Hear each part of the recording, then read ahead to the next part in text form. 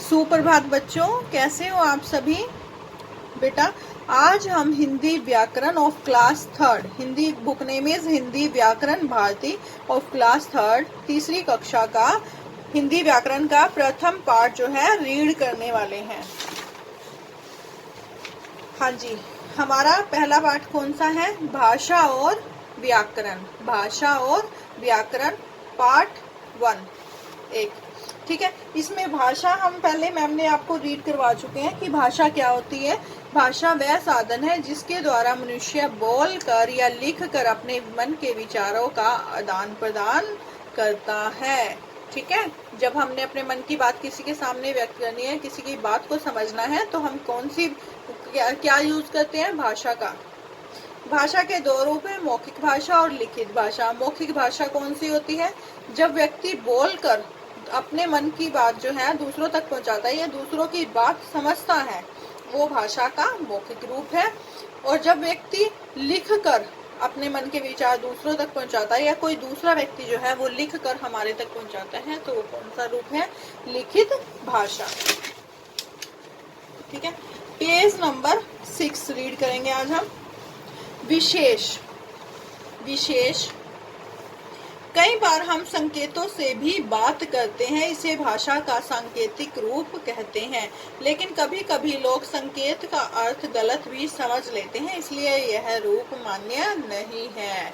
आपको पता है ना कि जैसे कई बार हम इशारों में बात करते हैं, जैसे मैंने किसी बच्चे को उठाना है क्लास में, अब मैं चैप्टर रीड करवा रही हूँ, मैंने किसी से पूछना है, तो मैं उसको कहूंगी यस बेटा आप खड़े हो जाओ। आप, मैंने फिंगर के साथ उस बच्चे को पॉइंट आउट किया है कि यस बेटा आप खड़े हो जाओ, तो मैंने उसकी तरफ इशारा किया, मैंने उसका नाम नहीं लिया, सिर्फ फिंगर के साथ उसको पॉइंट आउट किया है। तो ये अगर हम किसी को संकेत करके कुछ कहना चाहते हैं तो वो कौन सी भाषा है? सांकेतिक भाषा।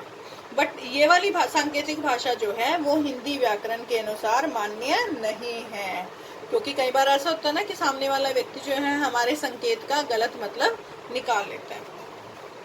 हमारे देश में तथा अन्य देशों में लोग अलग अलग भाषा बोलते हैं। संसार के कई भागों में अंग्रेजी भाषा बोली जाती है। फ्रांस के लोग फ्रेंच भाषा बोलते हैं और जर्मनी में जर्मन भाषा बोली जाती है। चीन के लोग चीनी भाषा बोलते हैं। स्पेन के लोग स्पेनिश भाषा बोलते हैं। संसार में अधिकतर अंग्रेजी, फ्रेंच, स्पेनिश और जर्मन भाषा बोली जाती है। हमारे देश की राष्ट्रभाषा हिंदी है। हमारे देश की राष्ट्रभाषा क्या है? हिंदी। परंतु सरकारी कामकाज में हिंदी और अंग्रेजी दोनों भाषाओं का प्रयोग किया जाता है। हमारे देश के विभिन्न राज्यों में विभिन्न भाषाएं बोली जाती हैं। ठीक है, ये भाषाएं हैं और ये राज्य हैं। गुजराती गुजरात में, उड़िया ओडिशा में, हिंदी उत्तर प्रदेश हरियाणा, कन्नड़ कर्नाटक, बांग्ला पश्चिम बंगाल, कोंकणी गोवा, पंजाबी पंजाब, मलयालम केरल, तमिल तमिलनाडु। ठीक है, उसके बाद है बोली। डायलिट। बोली क्या होती है? एक भाषा के स्थान भेद के कारण बोलचाल के कई रूप होते हैं। स्थान भेद मतलब जैसे अब हम यहाँ पर रह रहे हैं, ठीक है, अगर हम गांव में रह रहे हैं तो गांव के बच्चे मोस्टली विलेज लैंग्वेज यूज करते हैं। ठीक है, और शहर के बच्चे जो हैं वो शहर वाली मतलब अच्छी भाषा यूज करते हैं। ठीक है, तो ये सिर्फ स्थान के रहने की वजह से जो है थोड़ा सा लैंग्वेज में फर्क हो जाता है। अब आप इधर करनाल साइड चले जाओ, ठीक है, या इधर पानीपत सोनीपत, इधर के लोग जो है उनकी भाषा जो है हमारी भाषा से कुछ डिफर है। ठीक है, अलग है। अब जैसे पंजाब में चले जाओ, ठीक है, पंजाब के लोग ज्यादातर क्या बोलते हैं? पंजाबी बोलते हैं ना। ठीक है, ऐसे स्थान के अकॉर्डिंग जब भाषा की बोलचाल में फर्क आ जाता है, ठीक है, तो वो क्या बन जाती है? बोली। किसी क्षेत्र विशेष के लोग भाषा के किस विशेष रूप को बोलने लगते हैं? किसी विशेष रूप को बोलने लगते हैं। क्षेत्रीय रूप में पाई जाने वाली भाषा बोली कहलाती है। परिभाषा। भाषा के क्षेत्रीय रूप को बोली कहते हैं। भाषा के क्षेत्रीय रूप को बोली कहते हैं, यानी कि क्षेत्र के अकॉर्डिंग जो डिफरेंस पाया जाता है उसी हिसाब से वो बोली जाती है, भाषा बोली जाती है, उसको क्या कहते हैं हम? बोली। हिंदी एक बड़े क्षेत्र में बोली जाती है। ज्यादातर स्थानों पर कौन सी भाषा यूज होती है? हिंदी। ठीक है, परंतु स्थान विशेष के लोग इसे विशेष रूप में बोलते हैं। हरियाणा के निवासियों द्वारा बोलने में विशेष रूप दिए जाने पर यह हरियाणवी। ब्रज के लोगों द्वारा ब्रज भाषा, ठीक है। इसी प्रकार अवधी व मैथिली आदि रूप में देखने सुनने को मिलती है। अब पंजाब में रहने वाले लोग पंजाबी बोलते हैं, हरियाणा में रहने वाले लोग हरियाणवी बोलते हैं, ठीक है। गुजरात में रहने वाले लोग गुजराती बोलते हैं, ऐसे। उसके बाद है लिपि। भाषा, प्रत्येक भाषा को लिखने का ढंग अलग होता है। प्रत्येक भाषा की ध्वनियों के चिन्ह भी अलग अलग होते हैं। इन्हीं ध्वनि चिन्हों को क्या कहते हैं? लिपि। क्या कहते हैं? लिपि। क्या कहते हैं? लिपि।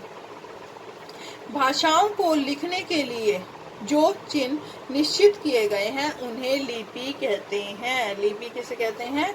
भाषाओं को लिखने के लिए जो चिन्ह निश्चित किए गए हैं उन्हें लिपि कहते हैं। जैसे हिंदी भाषा के चिन्ह, यानी कि हिंदी भाषा में क्या क्या शब्द यूज करते हैं हम, क्या क्या वर्ण यूज करते हैं? अ, आ, ई, क, ख, ग, मात्राएं, ये सब।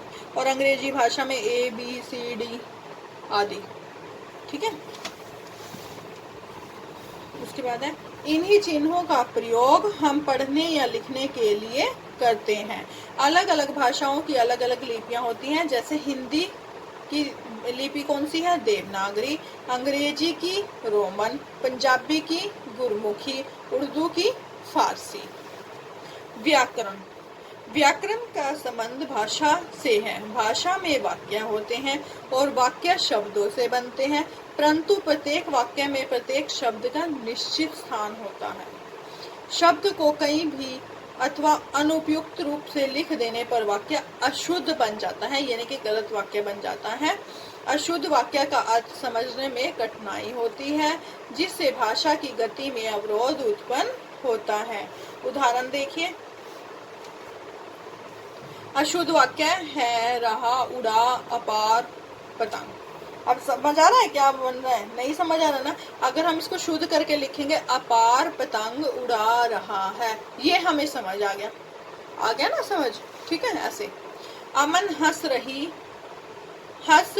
है, अमन हंस रहा है, क्योंकि अमन जो है वो लड़का है, ठीक है। लड़के के लिए रहा है, रही नहीं। हमने दूध खाया। अब दूध खाने वाली चीज है या पीने वाली चीज है? पीने वाली है ना। हमने दूध पिया। चाचा जी दफ्तर गया है, ऐसे थोड़ी बोलेंगे हम, चाचा जी दफ्तर गया है। चाचा जी दफ्तर गए हैं, ठीक है। ये है अशुद्ध वाक्य, ये है शुद्ध वाक्य। परिभाषा। व्याकरण वह शास्त्र है जो हमें किसी भाषा की शुद्धता के नियमों की जानकारी देता है। Clear students? अब इस चैप्टर में हमने क्या क्या पढ़ा है? भाषा के द्वारा ही हम अपनी बात दूसरों को समझा सकते हैं और दूसरों की बात समझ सकते हैं। भाषा के दो रूप हैं, मौखिक, लिखित। जब विचारों को बोलकर किसी को समझाया जाए तो वह मौखिक भाषा कहलाती है। जब विचारों को लिख कर किसी को समझाया जाए तो वह लिखित भाषा कहलाती है। भाषाओं को लिखने के लिए जो चिन्ह निश्चित किए गए हैं उन्हें लिपि कहते हैं। व्याकरण भाषा के नियम सिखाता है। Clear students? Now complete this chapter, ठीक है। अब आपने इस चैप्टर की एक्सरसाइज खुद से करने की कोशिश करनी है, ठीक है। उसके बाद मैं आपको पीडीएफ करवाती हूँ। अब एक्सरसाइज आपने बुक में ही फिल करनी है सभी स्टूडेंट्स ने, ठीक है। बट जो ये क्वेश्चन आंसर है ये आप अपनी हिंदी व्याकरण की नोटबुक में लिखोगे, हिंदी व्याकरण की नोटबुक में लिखने हैं, ओके स्टूडेंट्स। बाकी एक्सरसाइज बुक में। Okay, thank you students.